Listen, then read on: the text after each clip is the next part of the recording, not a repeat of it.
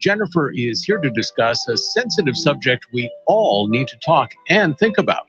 Here now is Jennifer Graziano and Time to Talk.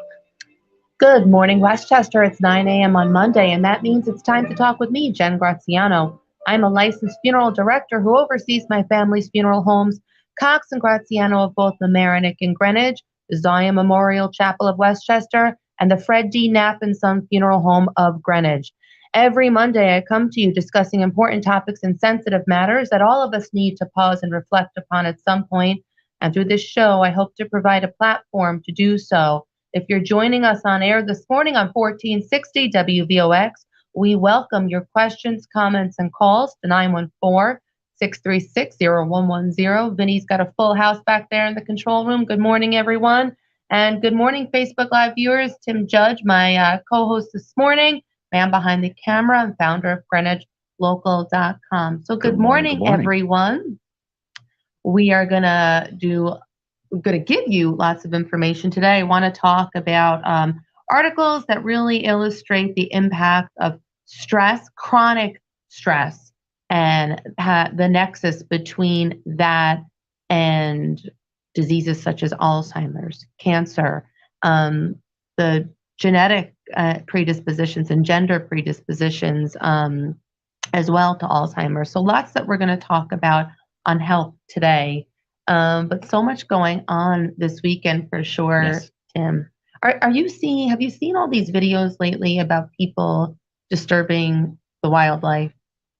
And the article the video that's gone viral about the woman who was taunting the bison and all the stories that are coming out. I mean, what is going on with people? I don't know, because the first one I saw was months ago where someone actually got mauled or maimed or whatever from that. And why would someone do that? I mean, that was a viral video that someone went up to a bison in Yellowstone and got injured, which is not entirely a rare occurrence. But now we had another one this weekend who just walked up and was fixing her hair in front of a bison. And I don't know. I mean, totally off topic, but I think it speaks to everybody looking for a photo op. I mean, this is something that's unheard of. I mean, you coexist with animals. You're in their territory, but to approach a wild animal, there was a story that's about like 1,000 pounds. Yeah, the baby calf that was rejected by the herd because a human picked it up, took it, and then brought it back. So public service announcement, leave them alone. I mean, it shows you this culture that everybody wants to post something on Instagram, and we've become like this mindless society with no boundaries.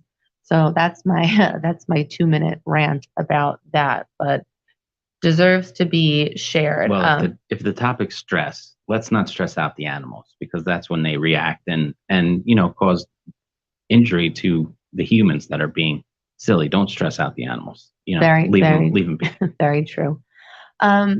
So the topic inspired me. I recently read a book, Anti-Cancer, that really discussed so many foods and carcinogens in our food and our environment and the nexus to that, and not so much creating cancer, but the spread of cancer and the force and the aggressiveness at which it spreads.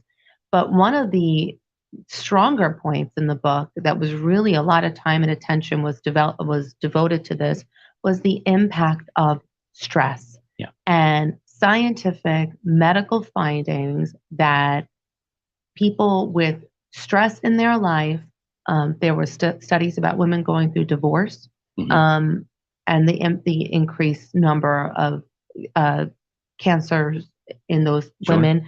And conversely, it showed that people who were suffering from cancer, who underwent regular yoga classes, yoga practices, meditation, therapy, had that release, there were measured declines in numbers, significant numbers.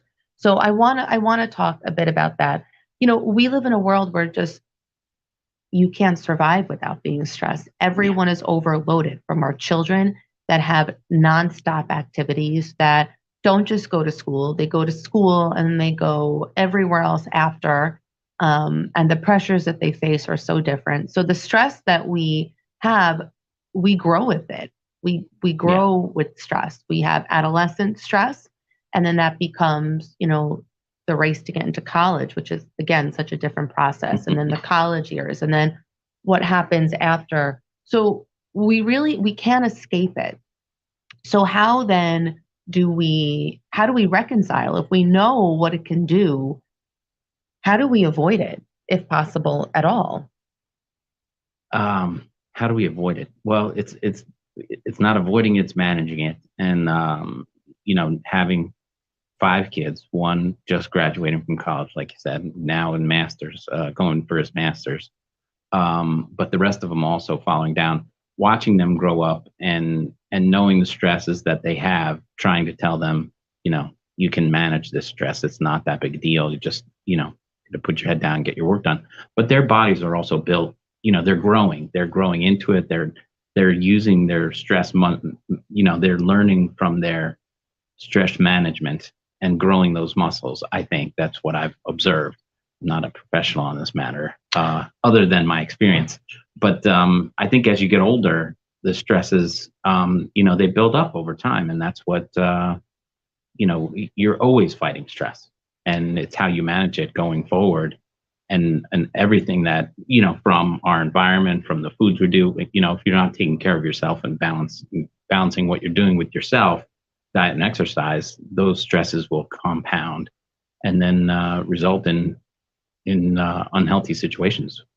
So I want to talk a bit about some of the things that we know stress can cause. And among them, it's chronic stress weakens the immune system. So again, patients undergoing cancer treatment, immunity is key. You really need to bolster the immune system, strengthen the immune system in order to fight the disease. So again, something that we know there's a direct correlation between stress and a weakened immune system. Reading an article from City of Hope online, again, everybody experiences stress, but chronic stress, it's different. It's that perpetual weighted, that heaviness that is just constantly over you. And that leads to depression as well. And again, depression can cause fatigue. Fatigue will result in a lack of exercise. All of these behaviors, again, are weakening the body, weakening the immune system, and disabling your fight or flight syndrome. So we see, again, stress is known to speed up the spread of cancer throughout the body, especially in ovarian, breast, and colorectal cancer. When the body becomes stressed, neurotransmitters like norepinephrine are released, which stimulate the growth of the cancer cells. The stimulation can help cancer cells evade death, and they expand and they go to new environments in the body and they attack. So avoiding stress, again, it's difficult, but there is so much out there now, I feel, in terms of resources that we really can have ways to help be mindful and calm the mind and body. It's so interesting, you wouldn't really think it, but it's so true. A yoga class, a meditation class, and there's so many apps online available to us. Just going online, there's the Calm app.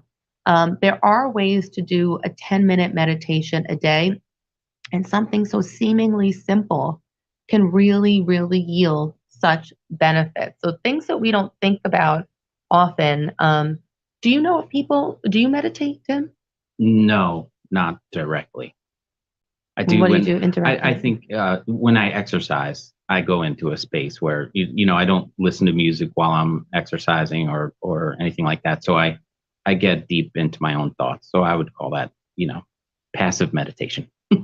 Well, that's very true. But exercise again, and it doesn't have to be, it doesn't have to be anything. It's so intimidating to start exercise for the first time, but it could be something as a 15-minute walk. Yeah, whatever. On a morning like this. Yeah, that's what I've read as well. That even just getting out and doing any kind of 15 minutes of a good, brisk walk is so much better for you than not doing anything, obviously. But it takes just as little as that to see benefits, and doing that on a regular basis, just getting up to stretch and walk, even if you don't have a regular exercise routine. Agreed. So one of the other articles that I was reading about from a researcher at Temple University is chronic stress also harms the brain and has been known to have links to dementia.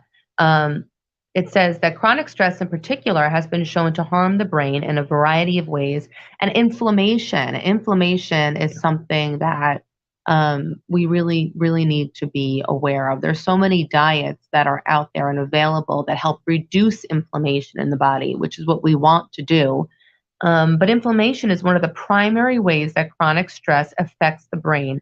When the body is stressed, pro-inflammatory cytokines are produced, which can damage cells and lead to cognitive decline.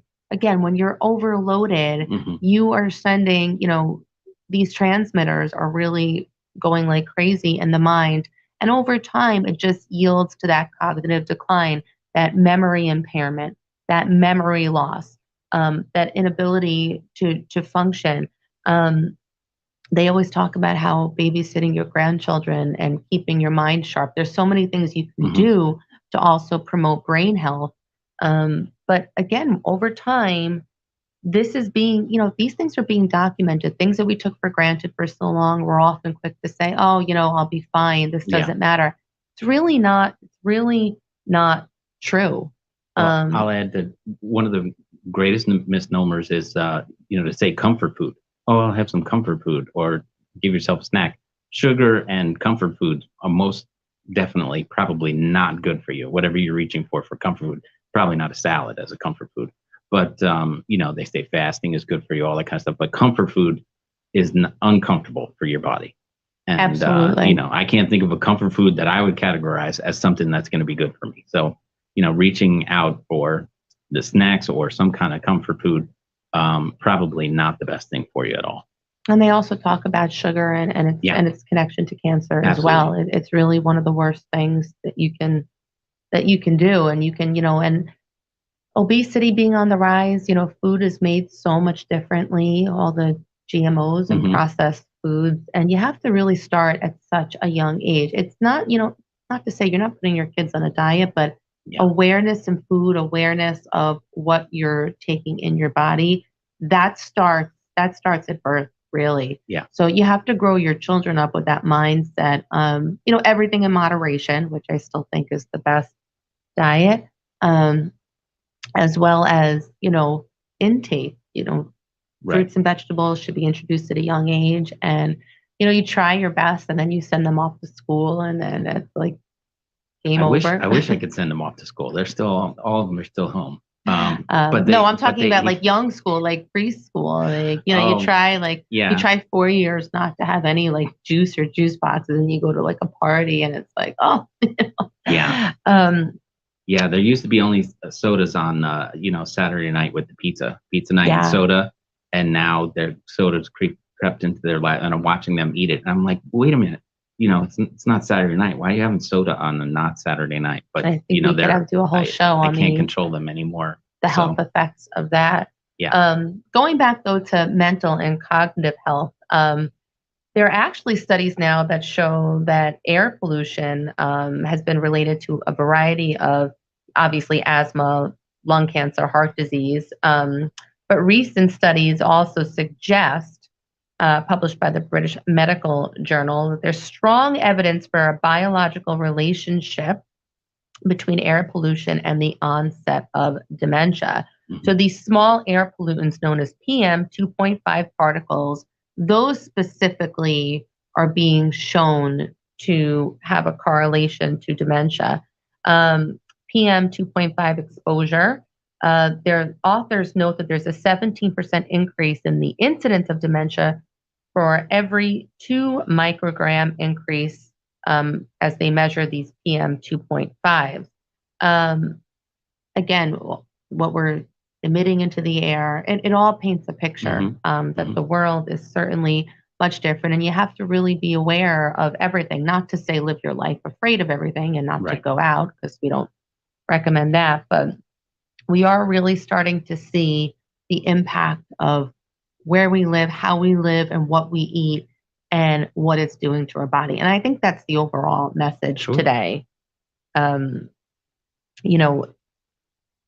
Even there's such a thing. I was never aware of soaps and detergents and what is in these products. I got introduced to an app by my cousin over the weekend Yuka, I think it's called, where you can scan and see everything from food and products that you have. And again, things like that, you don't want to be neurotic, but you do want to raise awareness for sure. You're trying to say reduce your stress level, and then you introduce that app where you're scanning everything to find out what stresses you out. So goes hand in hand. Tim, did you know there was another story published about women in Alzheimer's disease, and that's a true story of gender inequality, that the statistics are higher in women. Did you know that? I didn't know that. So nearly 2/3 of Americans with Alzheimer's disease currently are women. And now there's questions about the validity of this long-held assumption that because women tend to live longer than men, that was the reason for those numbers. But they're saying not so much. It's not really just attributed to that longer lifespan. So what else might put women at extra risk?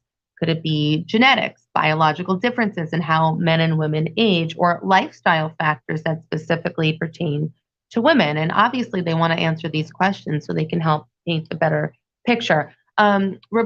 Research reports show that estimate by age 65, women have a 1 in 6 chance of developing Alzheimer's disease throughout some point in their life. And that was compared against a 1 in 11 chance with men at the same age. While age is the greatest risk factor for developing Alzheimer's. Oh, hang on one second. Is that a caller on the line? Hi, is that Joanne on the line? Yes. Hi. Hey, Joanne. How are you? Hi. How are you? Good, thank you. How are you doing, Jen? Great. Great to hear your voice. Good. And your friend also. Tim, yes. Oh, I also know the Judge family in New Rochelle, big family, Emily Judge. Yeah. And I don't know if he's related to. Yes, they're hard to avoid. There's a lot of us. Yeah. Big family. Yep. God bless. Anyway, with what you're saying, going along with that, I don't know if you did studies or you reading on, my statement is, you can imagine the effect that's all going to have on these children today, being exposed to what they were exposed to in terms of, number one, just being locked down like they were a couple of years and not being able, therefore, to socialize. And then they're all on their iPads, iPhones, this, that, and the other. Sure. Joanne, you mean the sociological effects on kids, the cognitive decline, the emotional effects, those are the COVID casualties as well. And they don't get enough attention. And it's something we probably won't fully appreciate and recognize until they're much older. Until later. I know. And it's very scary to me because, I think about that. And then, with that, the fact that they also, this bullying is such a big thing. So you can imagine, even where it causes, I'm sure you guys have heard, deaths. Also, children take their suicide. Suicide rate is up because of that. Is what I meant to say. There was that 14-year-old girl I was watching her dad speak about it on TV in New Jersey. And just the pressure and the stress from that alone, and bullying in and by itself, to me, is such a big thing today. And I'm just so against it. But so imagine what these kids are going to go through. I can't even begin to, by the time they get that age, or not even, way younger than even the ages that you're speaking about. But the effect that, is, I don't know. I don't know how you deal with that, or what, if you have any kind of it's very difficult to be a parent of a middle school girl in this day and age. It absolutely is, because and younger. Yeah, well, you're fighting to raise them with these values that you speak of, and these values that we have, and the world is against you. Everything is against you. When you have to have conversations with your children about gender, this is a world gone mad, and I have to tell you. Never in my lifetime would I have expected that I would have a child and grow her up in a world so vastly different from mine. I wasn't by any means older when I had her. And I always say this, the generation gap between myself and my parents was minimal. I grew up in a very similar world to my parents. They were born in the 50s. I was born spot on 1980. But now, I can't relate to anything of what, and here we are. She's going to the same school that I did. She's an Ursuline girl, and relatively sheltered there, but not so much. I mean, the world is just crazy. There's only so much you can keep from them. But again, you have to fight every day to raise them with values and to continue to show them what they're seeing in the world at large. It's not okay. But you're right. Exactly.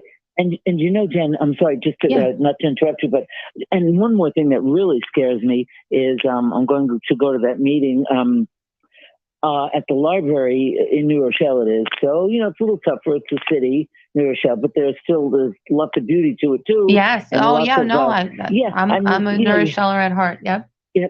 But so that they're doing they're having, as a matter of fact, a transgender person come in and read to. They're having a story hour, which my kids are. I've done it with them, and they do it with their kids. They have, we have a 2.5-year-old. My daughter has a 3 and a 6-year-old, and those are very important programs at the libraries. However, to do this, I don't know what the point of the meeting is going to be, to express our dismay or whatever. Worse than that, I'll just use that word.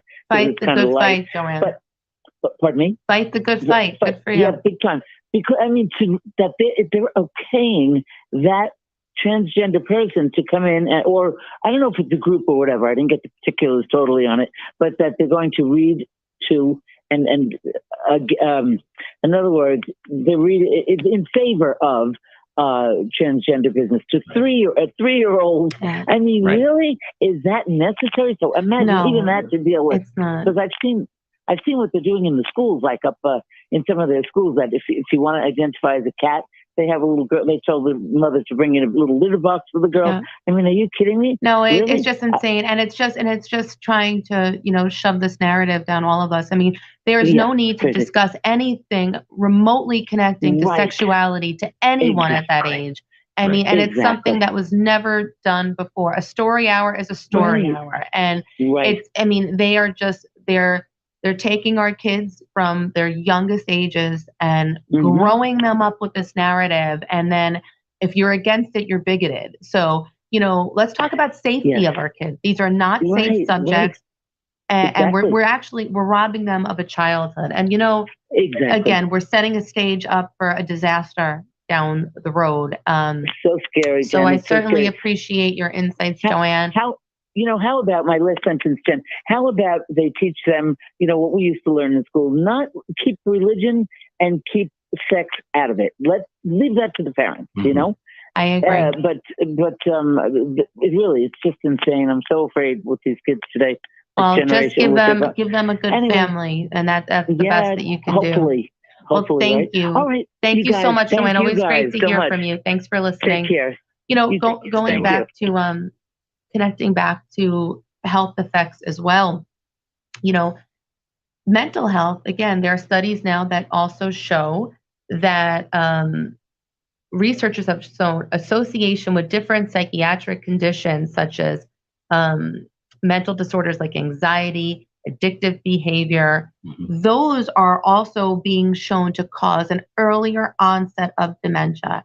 And our kids are growing up very anxious. That's a thing. Depression. Several studies have identified depression as a preventable risk factor associated with dementia. So you do see a lot more attention being given to mental health awareness now, which I credit. I think it's a great thing. On the morning show today, actually, Assemblywoman Shimsky said that there was a roundtable up in Albany about that last week. I think we are realizing that these are things that need to be addressed. And that certainly goes back to the social media concerns that we have and the production of anxiety and depression in our youth. There's such a correlation of that.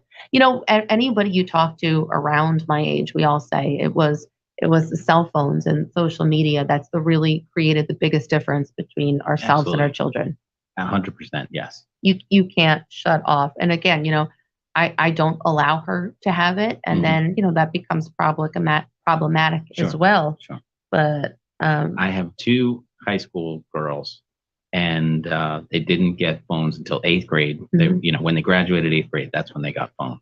So they went off to high school together. But their head is in their phone, most of the time. So they get, if I dare to check their screen time, it's, an hour or more a day they're averaging in that phone. And so, I have to, that's my competition to, how do I teach them and how do I, get in their head and what's good and what's bad, because they're getting bombarded with, opinions that they don't even share with me, because, Right. they're not going to share what they're looking at on their own phone. That's a hard enough conversation. But well, imposing limits is certainly the best safeguard. And I have to tell you, that was quite a tutorial for me, and self-taught, very proud of that. Yeah. But I even think my daughter was surprised that I figured out how to do that. But that's the problem too. I mean, they're smarter than us. I mean, in your case, you're the most tech savvy person that I know. But so your kids probably have a run for their money. But nonetheless, a lot that we discussed today, a lot of food for thoughts. We hope you take this conversation further and do some great research as well. And this is Jen Graziano with Tim Judge, thanking you for taking the time to listen as we took the time to talk. Like the show, follow us on timetotalkwithjen.com and sign up for the podcast. Have a great day, everyone. Bye-bye.